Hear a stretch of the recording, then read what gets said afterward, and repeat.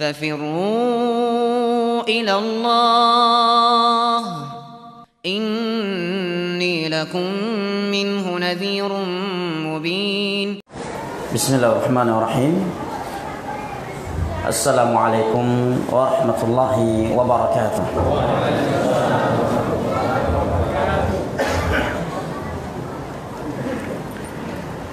الحمد لله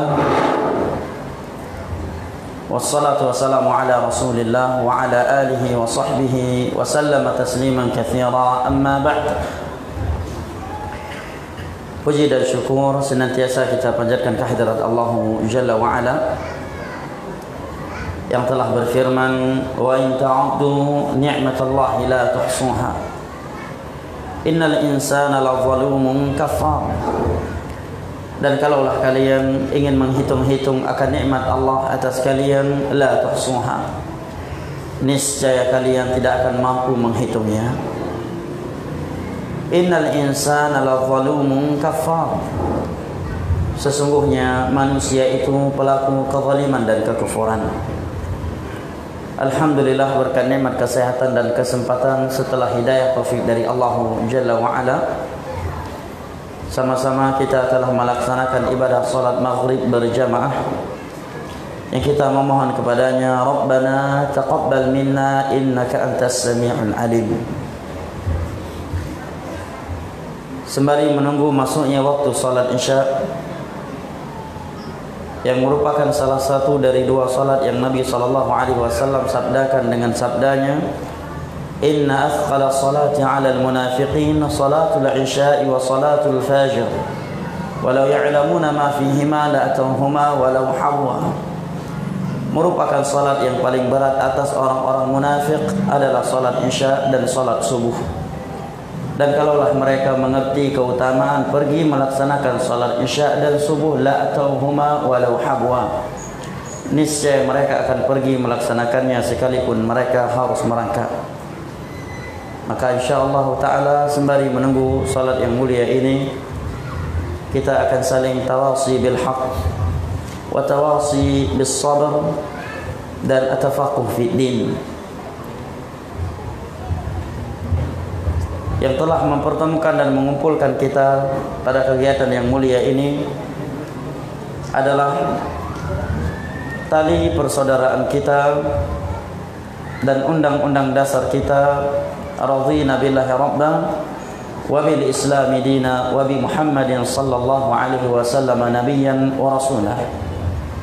Atas dasar inilah saat ini kita bertemu, kita berkumpul, dan kita saling atawasi bil haq wa tawasi bis sabr. Maka kita memohon dan berharap kepada Allah Jalla wa'ala, mudah-mudahan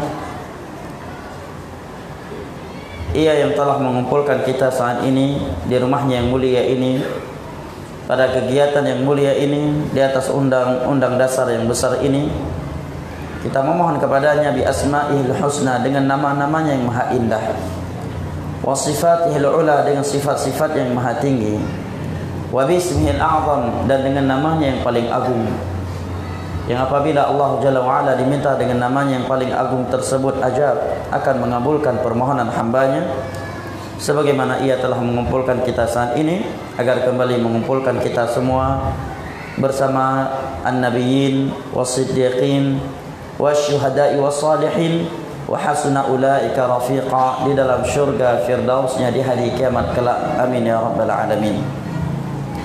Jamaah yang dimuliakan Allah, ibu bapak, saudara dan saudari yang saya cintai dan saya muliakan, rahimani wa rahimakumullah. Allah Jalla wa'ala telah memerintahkan kepada kita segenap hambanya agar kita memiliki suatu prinsip, suatu sifat dalam menempuh perjalanan menujunya, dengan firman-Nya, wajahidu fillahi haqqa jihadih, hendaknya kalian benar-benar berkorban, bersungguh-sungguh di jalan Allah Jalla wa'ala dengan kesungguhan yang sesungguhnya. Dan Allah Jalla wa'ala telah berjanji, kepada hamba-hambanya yang bersungguh-sungguh, yang siap berkorban di jalannya, Allah telah berjanji untuk mereka petunjuk hidayah darinya. Di dalam surat Al-Ankabut ayat terakhir, Allah Jalla wa Ala berfirman, walladzina jahadu fina lanahdiyannahum subulana wa innallaha lama'al muhsinin. Dan orang-orang yang bersungguh-sungguh di jalan kami, berjuang di jalan kami, berkorban di jalan kami, lanahdiyannahum subulana, maka benar-benar kami akan memberikan petunjuk hidayah kami kepada mereka. Wa innallaha lama'al muhsinin, dan sesungguhnya Allah Jalla wa Ala bersama orang-orang yang berbuat kebaikan. Ma'iyatul khasah, Allah akan menjaga, menolong, dan akan memberikan taufiknya kepada mereka. Demikianlah janji Allah Jalla wa Ala kepada mereka, orang-orang yang berkorban, berjuang di jalan Allah Jalla wa Ala. Di dalam sebuah hadis yang sahih, Nabi sallallahu alaihi wasallam bersabda, al-mujahid man jahada nafsahu ala ta'atillah, wal muhajir man hajara ma'siyatallah. Mujahid sejati adalah orang yang mampu mengalahkan hawa nafsunya demi melakukan ketaatan kepada Allah. Wal muhajir man hajara ma'siyatallah, dan hijrah sejati adalah hijrah meninggalkan maksiat kepada Allah Jalla wa Ala.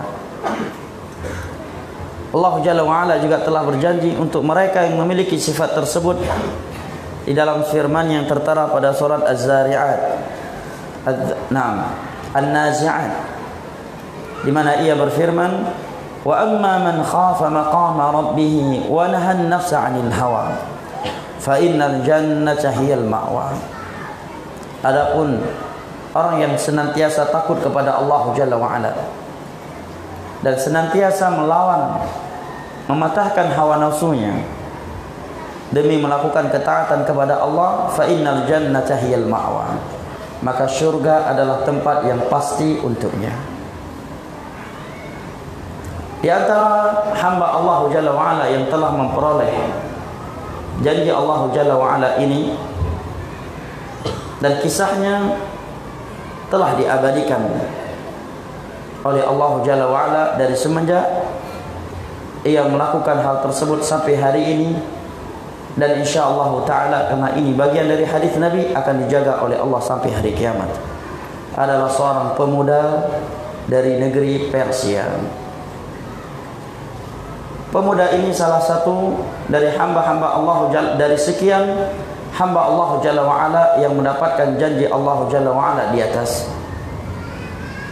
Janjinya, walladzina jahadu fina lanahdiyannahum subulana, dan orang-orang yang bersungguh-sungguh berkorban di jalan kami, mencari kebenaran, mencari kebaikan, niscaya kami akan memberikannya hidayah, petunjuk dari kami. Dia adalah seorang pemuda yang berasal dari Al-Asbahan, dari Persia, dari keluarga yang ditokohkan di daerah tersebut. Bapaknya merupakan ulama, tokoh agama setempat, dan ia beragama saat itu dengan agama Al-Majusiyah, seorang yang beragama dengan agama Majusi yang menyembah api selain Allah Jalla wa Ala. Dialah yang bernama Salman Al-Farisi radhiyallahu anhu.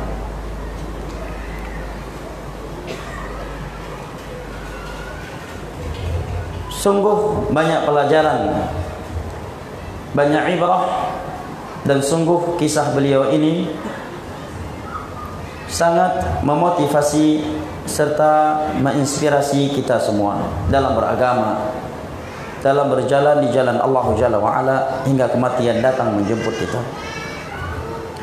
Sekian lama beliau berada di atas agama Majusi. Tiada yang beliau ketahui dari agama kecuali agama Majusi. Tiada yang beliau anggap dan keluarga beliau yang benar kecuali agama mereka, agama Majusi yang menyembah selain Allah Jalla wa'ala.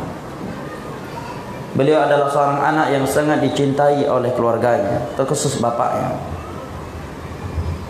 Saking cinta dan perhatiannya bapak beliau kepada beliau, beliau ditahan di rumah, tidak boleh kemana-mana. Dan beliau dijadikan sebagai qatun naw, penjaga api, alias penjaga Tuhan. Agama di luar Islam tidak ada yang logis. Tuhan perlu dijaga. Sedangkan dalam Islam penganutnya yang dijaga oleh Allah Jalla wa'ala, oleh Allah. Nah, sehari-harinya dia menjaga api sesembahan mereka. Sampai suatu ketika dia diperintahkan oleh bapaknya untuk pergi ke dhai'atin azimah, suatu kebun yang sangat besar, kebun yang dimiliki oleh ayahnya. Maka dia pun keluar dari rumahnya atas perintah ayahnya menuju ke kebun yang diperintahkan oleh ayahnya. Allah Jalla wa'ala berkehendak lain.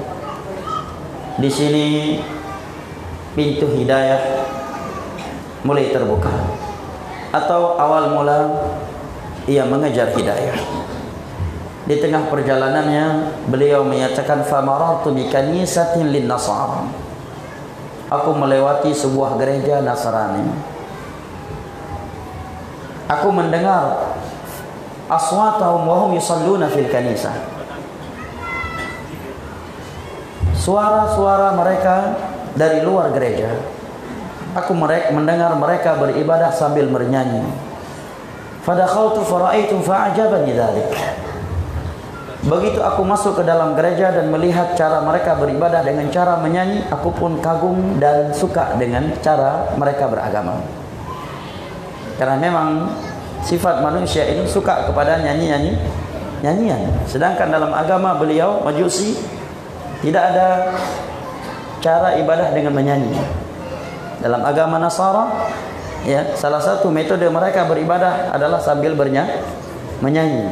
Ini salah satu metode dan kebiasaan orang Nasara dalam beribadah. Aku pun tertarik. Fa aqamtu indahum hatta gharabatis syams. Aku pun tetap tinggal di dalam gereja tersebut bersama mereka sampai terbenamnya matahari. Ayahku sudah tersibukkan dengan mengutus seorang utusan untuk mencariku, karena anaknya yang pergi satu harian belum pulang, dan ia adalah anak tercintanya.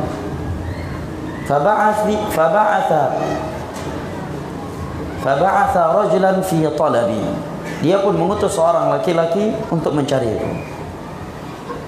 Tak lama kemudian aku pun pulang ke rumah, bertemu dengannya dan menceritakan kepadanya apa yang telah aku lihat.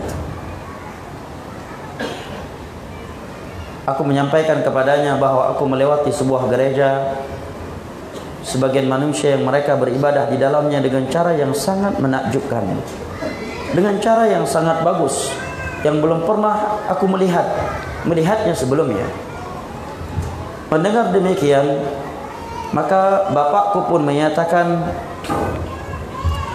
"Ai bunay, laisa fi dzalika ad-din khair." Wahai anakku, sungguh tiada kebaikan dalam agama itu. Apa namanya ini? Rasis, ya kan? Sensitif. Selalu menjelek-jelekkan golongan lain. Ini namanya asabiyah.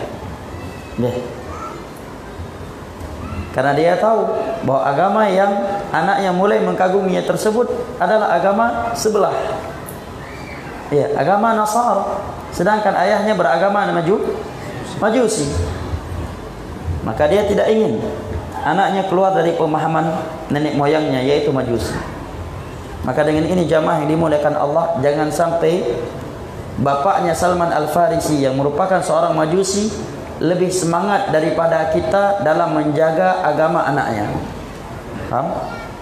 Jangan sampai ayahnya Salman Al-Faris yang merupakan majusi, penyembah api, lebih semangat daripada kita dalam menjaga agama anaknya. Ini majusi, tetapi serius dalam menjaga agama anaknya. Jangan sampai anaknya pindah agama, padahal dia majusi. Maka jangan sampai seorang orang tua yang muslim tidak lebih semangat daripada orang kafir dalam menjaga agama anaknya. Apalagi kita berada di zaman yang sudah jauh dari masa Nabi SAW. Zaman yang sudah penuh dengan fitnah, syubhat dan syahwat.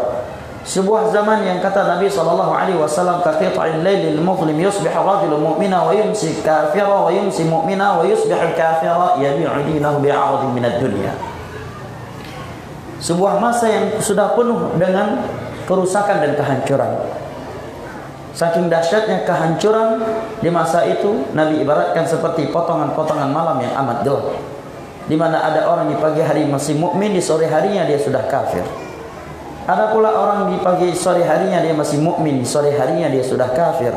Yabi'u dinahu bi'aradin minad dunya, menjual agamanya dengan secuil dari perkara dunia ini. Hadis riwayat Imam Muslim dari Abu Hurairah radhiyallahu anhu. Dinuka wa dinu abaika khairum min. Agama yang kamu pegang selama ini dan agama nenek moyangmu itu jauh lebih baik daripada agama itu, wahai Salman Al-Farisi. Tapi karena Salman Al-Farisi seorang pemuda, yang namanya anak muda rata-rata punya sifat apa? Penasaran, ingin tahu, temperamen dikit, agak frontal, kemudian dengan punya jati diri yang berbeda dengan orang tua. Begitu ayahnya berkata kepada beliau seperti itu, beliau menyatakan, kalla wallah inna khairum min dinina. Tidak, demi Allah. Beliau menyatakan ini setelah beliau masuk ke dalam Islam, menggunakan demi Allah. Tentunya di masa itu ketika beliau belum mengenal Islam, tidak menggunakan sumpah dengan nama Allah karena beliau masih majusi, tetapi menggunakan bahasa-bahasa lain yang menunjukkan sebagai penekanan, karena sumpah dalam bahasa Arab digunakan untuk penegasan dan penekanan. Nah, demi Allah sama sekali tidak, wahai ayahku. Sungguh agama ini lebih baik daripada agama kita. Berani melawan ayahnya. Kenapa dia berani melawan ayahnya? Sebenarnya bukan melawan, berani mengkalter ucapan ayahnya. Kenapa? Bukan karena sifat beliau sebagai anak yang durhaka, temperamen, suka frontal ke orang tua, tetapi karena merasa ini adalah kebenaran. Harus saya sampaikan kepada orang tua saya. Ini adalah kebenaran. Saya harus menyampaikan dan saya harus counter ucapan ayah saya. Dan yang namanya ayah di-counter oleh anaknya, aku lebih duluan makan garam daripada kau. Ya kan? Orang tua kan begitu. Walaupun bisa jadi si anak terkadang lebih benar daripada dia. Gak usah dalam urusan yang lain. Jangankan dalam urusan pendidikan, ideologi yang ingin disampaikan oleh seorang anak kepada seorang ayah. Bahkan anak datang minta izin dikawin aja, si ayah akan berkata, kamu masih anak-anak, masih anak baru kemarin udah minta kawin. Gitu aja udah dibuat, dikempesin dia. Apalagi memberitahukan suatu ideologi, suatu ilmu, suatu pengetahuan. Izin kawin aja dikempesin dia sama ayahnya terkadang. Yang namanya orang tua. Fakhafani, maka semenjak itu orang tuaku mulai mengkhawatirkan aku. Dia sangat khawatir aku akan pindah agama. Saking khawatir dan sayangnya dia kepadaku, dia mulai mengikat kakiku dengan rantai. Tsumma habasani fi baiti. Dia tidak membolehkan aku keluar dari rumah. Begitu ketatnya orang tua Majusi. Orang Majusi begitu tegas dan kerasnya mereka dalam menjaga akidah anak mereka. Bahkan jangan sampai Majusi lebih semangat dalam menjaga agama anaknya daripada seorang Muslim. Walaupun tentunya bukan dengan cara-cara yang menyiksa, yang ekstrim. Ya, tapi maksudnya agar seorang tidak bermudah-mudahan atau justru membukakan pintu untuk anaknya bisa pindah agama, membuka pintu anaknya jatuh ke dalam zina, membuka pintu lebar-lebar anaknya jatuh dalam berbagai penyimpangan agama. Lihat ini, Majusi dia, bukan muslim. Begitu keras dan tegas terhadap anaknya demi masa depan yang terbaik untuk anaknya menurut dia yang berpaham Majusi saat itu. Ini menunjukkan bahwa agama adalah segala-galanya bagi orang yang di luar Islam. Bagi mereka agama mereka, prinsip agama mereka adalah segala-galanya, adalah harga diri, sesuatu yang tidak boleh ditukar dengan dunia beserta isinya. Maka jangan sampai muslim yang agamanya adalah inna dina indallahil Islam, justru dia menjualnya dengan sesuatu yang sangat hina dari perkara dunia. Ini Majusi, punya jati diri, punya prinsip dalam menjaga agama. Nah, kemudian kata Salman Al-Farisi radhiyallahu anhu, fa wab'athu ila an-nasara faqultu lahum idza qadima 'alaykum rukbun min asy-syam tujjar min an-nasara fa akhbiruni bihim. Aku pun menulis surat kepada orang-orang Nasrani yang ada di gereja tersebut. Aku tulis dalam surat tersebut, apabila datang saudagar-saudagar Syam belanja ke daerah, ke kota kita ini, maka sampaikan kepadaku. Begitu saudagar, para pedagang dari Syam datang ke kota Al-Asbahan, mereka pun kembali membalas surat Majusi. Ya, telah datang ke kota kita para pedagang dari Syam. Salman Al-Farisi pun kembali membalas surat mereka. Baik, jika mereka hendak kembali ke Syam, tolong beritahukan aku. Begitu para pedagang dari Syam tersebut ingin kembali ke Syam dari kota Al-Asbahan, Persia, maka orang-orang Nasrani yang ada di dalam gereja tadi pun mengirim surat memberitahukan kepada Salman Al-Farisi bahwa para pedagang tersebut akan kembali ke Syam. Maka seketika itu Salman Al-Farisi melepaskan ikatan dari kakinya dan melarikan diri dari rumahnya, bergabung dengan para pedagang dari Syam di kota Al-Asban yang ingin kembali ke Syam, tujuannya untuk pergi ke Syam.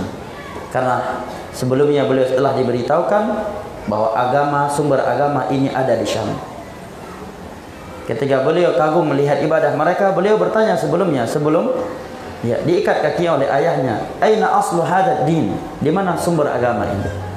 Maka diberitahukanlah kepada beliau bahwa sumber agama ini di Syam. Di sini ada beberapa renungan yang penting untuk kita renungi. Lihat di sini betapa tingginya jiwa korsa orang Nasara, betapa semangatnya mereka, betapa tulusnya mereka untuk mengajak orang lain ke dalam agama mereka. Mereka balas surat Salman Al-Farisi. Padahal kalau dikira Salman Al-Farisi anak kecil, siapalah dia, ya kan? Tetapi mereka tetap sangat semangat untuk membantu anak kecil ini masuk ke dalam agama mereka. Maka jangan sampai orang muslim dikalahkan semangatnya oleh orang-orang yang mereka tidak beragama Islam di dalam mengajak orang lain ke dalam agamanya. Padahal janji untuk orang-orang yang berdakwah, membela dakwah, membantu dakwah dengan ilmu, harta, waktu, jabatan, idenya adalah surga dari Allah Jalla wa'ala. Nah, renungan yang kedua pada poin ini yang penting untuk kita renungi adalah punya sifat ilmiah dan ingin mengetahui sesuatu dari sumbernya. Atau dengan bahasa dalam dunia belanja, jangan terbiasa dengan KW, usahakan dapat yang original. Salman Al-Farisi kan begitu beliau kagum tertarik dengan agama Nasara yang ada di Al-Asbahan, beliau tidak merasa cukup dengan agama Nasara yang ada di tempat tersebut karena beliau tahu ini bukan negara Nasrani, ini negara Majusi. Kok bisa ada agama ini di sini? Udah pasti sumbernya bukan di sini. Karena Asbahan tempatnya Majusi. Dia pun bertanya kepada mereka, "Aina aslu hadzal din?" Di mana sumber agama ini? Begitu diberitahukan kepada beliau bahwa sumber agama ini ada di Syam, maka beliau pun langsung berangkat ke Syam. Biasakan dengan sesuatu yang original. Jangan terbiasa dengan KW. Ini prinsip sebagian orang dalam belanja suatu barang. Tapi sayangnya prinsip ini tidak ada pada sebagian orang dalam agama. Ya. Dia tahu kok ada perbedaan di dalam konteks zikir, kok terjadi perselisihan dalam hal-hal ini yang itu berkaitan agama. Dia sekedar udahlah, mana yang ramai aja lah, mana yang enak aja lah, ini yang paling dekat, ini yang paling mudah. Tiada sifat ilmiah pada dirinya. Mestinya dia seorang muslim yang cendekiawan, yang cerdas, yang intelektual, yang intelek. Mulai bertanya dalam hatinya, ini siapa yang benar ini? Bagaimana cara saya mengetahui siapa yang paling benar di antara mereka? Apa landasan saya untuk menilai ini yang benar dan ini yang salah? Maka dia akan mengetahui siapa yang akan benar, siapa yang benar di antara orang-orang yang saling berbeda tersebut. Karena standar landasan di dalam menilai sesuatu itu benar atau tidak dalam Islam adalah dengan Al-Quran dan hadis, dengan pemahaman para sahabat Nabi SAW.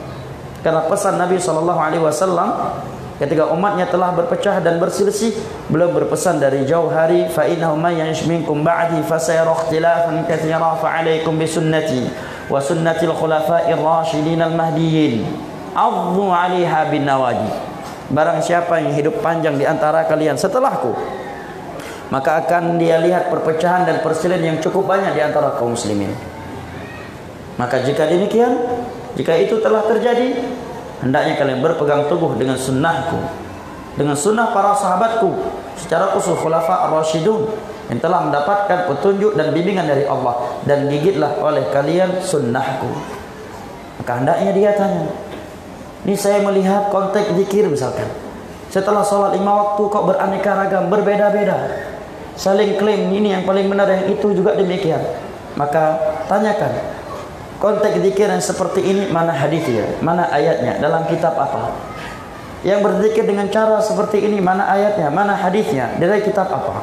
Tatkala dia telah mengetahui landasannya dari Al-Quran dan hadis, maka hendaknya dia menggigitnya dengan gigi geraham. Fa in tanaza'tum fi syai'in farudduhu ila Allah war Rasul in kuntum tu'minuna billahi wal yawmil akhir. Dzalika khayrun wa ahsan ta'wila. Apabila kalian berselisih dalam sebuah perkara, maka kembalikan kepada Al-Quran, kembalikan kepada As-Sunnah.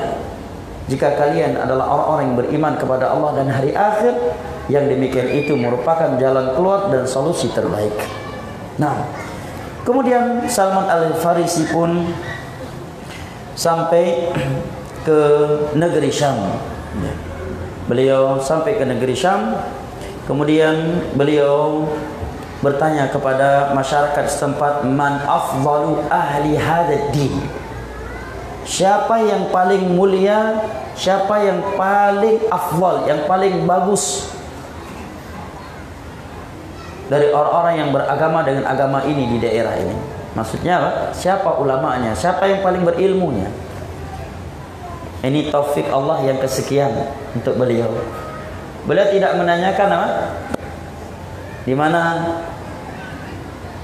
orang yang paling kaya, ya, atau sekedar di mana ada murid-murid ulama, di mana ada ulama. Tidak, beliau bertanya di mana yang paling berilmunya, bukan sekedar di mana ada orang yang berilmu. Ini sifat yang bagus, agar seorang ketika belajar mencari orang yang paling berilmu terlebih dahulu. Apabila ada orang yang berilmu dan salah satu di antara mereka lebih berilmu secara umum di antara mereka semuanya, maka hendaknya dia prioritaskan orang yang lebih berilmu, sekalipun dia tetap menghormati yang lainnya dari kalangan orang-orang yang berilmu, dia memuliakan mereka. Tapi kalau dia mencukupkan dengan seorang yang paling berilmu dari orang-orang yang berilmu tanpa merendahkan yang lainnya, dan ingin fokus dengan satu itu bukanlah sesuatu yang tercela. Justru itu adalah prinsip dalam menuntut ilmu agama. Beliau tidak sekedar bertanya di mana yang berilmu, Tetapi beliau bertanya, man afdalu ahli hadzal din? Siapa yang paling afdal, yang paling tinggi agamanya dalam agama Nasrani ini, di daerah ini? Bukan sekedar bertanya di mana yang mulia. Yang paling mulianya siapa di sini? Yang paling mulianya siapa di daerah ini? Begitu diberitahukan, al-usquf fil kanisah adalah al-usquf yang ada di dalam gereja.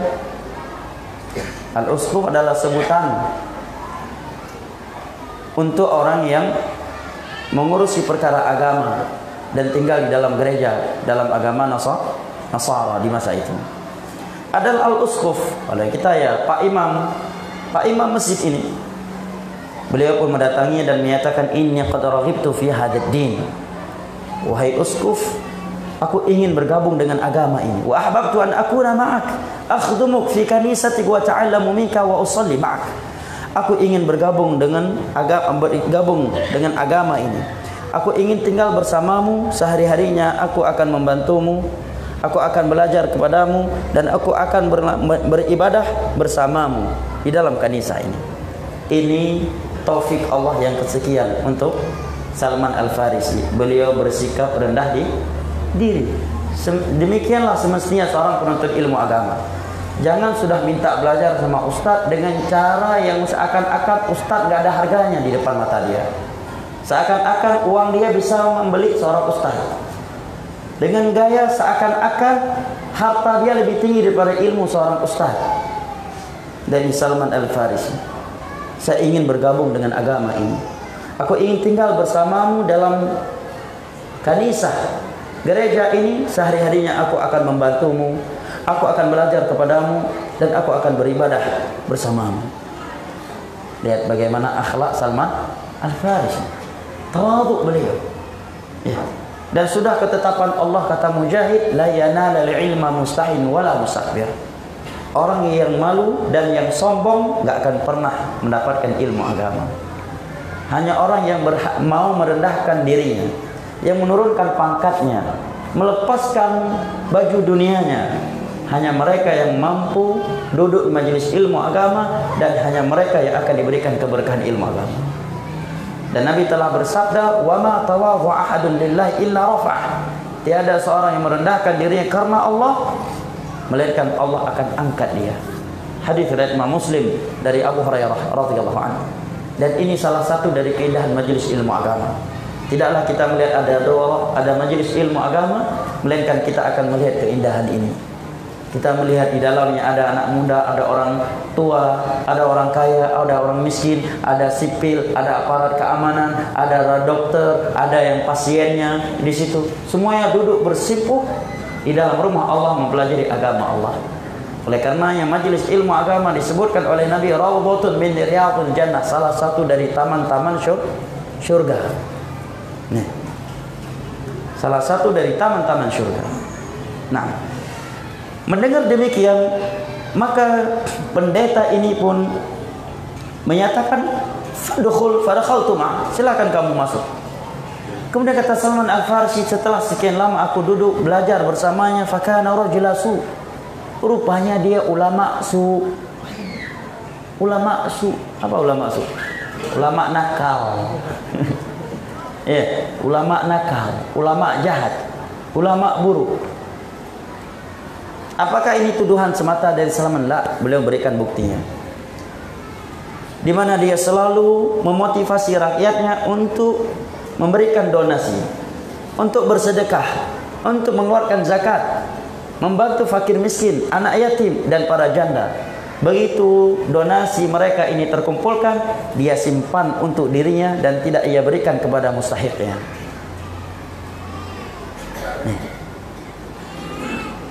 Banyak orang-orang yang seperti ini di masa sekarang, menjual nama janda, menjual nama anak ya yatim. Pergi ke sana sini membawa proposal. Ya, buat pesantren. Pesantren nggak dibuat, yang dibeli mobil sama dia. Mobil pribadi pun. Pondoknya seperti kandang ayam. Padahal proposal yang udah cair hampir 1 M. Datang pihak apa namanya yang meneliti, turun ke lapangan, survei, tim survei, pondok pesantren hanya terbuat dari beberapa batang kayu.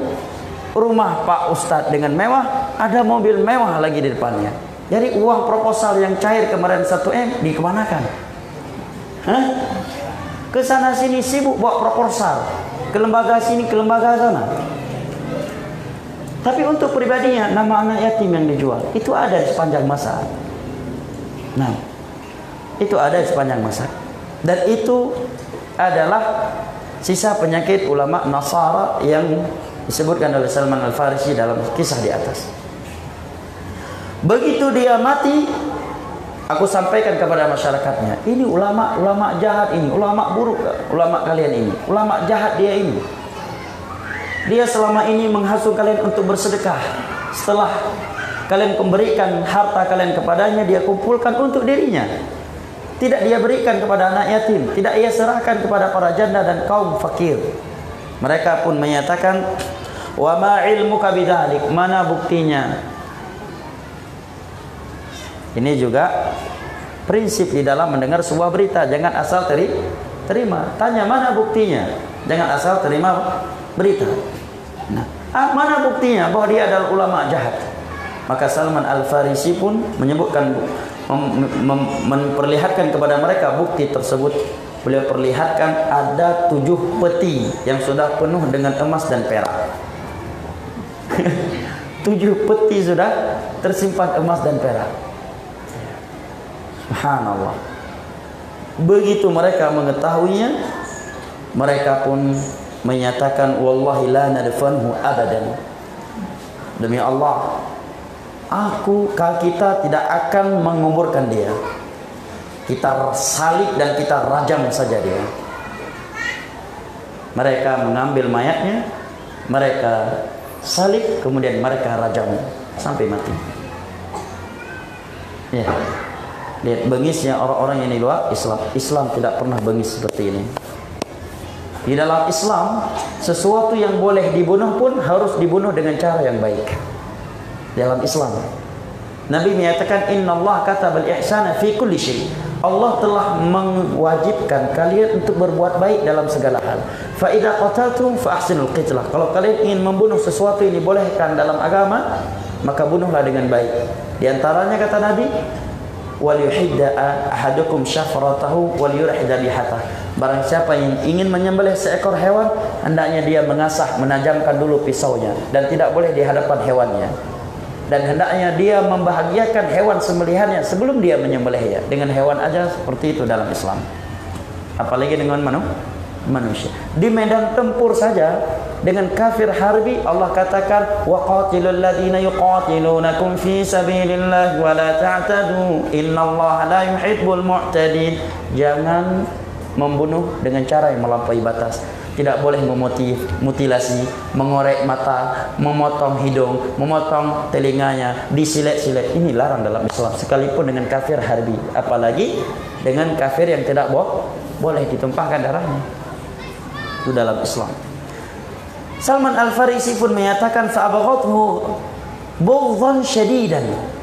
Aku pun sangat membenci ulama su ini, dan kebencian yang sangat karena perilaku dia ini. Ini menerangkan kepada kita jamaah yang dimuliakan Allah, hati seorang murid itu di tangan Allah. Dan seorang murid akan abadi mencintai kita kalau kita masih berada di atas sebab dia mencintai kita. Tatkala sebab tersebut telah hilang, maka kecintaan dia terkadang bukan sekedar hilang dari kita, bahkan bisa berbalik kebencian. Ini hendaknya perlu diperhatikan oleh setiap orang yang dicintai oleh orang lain. Sudah ada belum? Berapa menit lagi? 4 menit. Baik.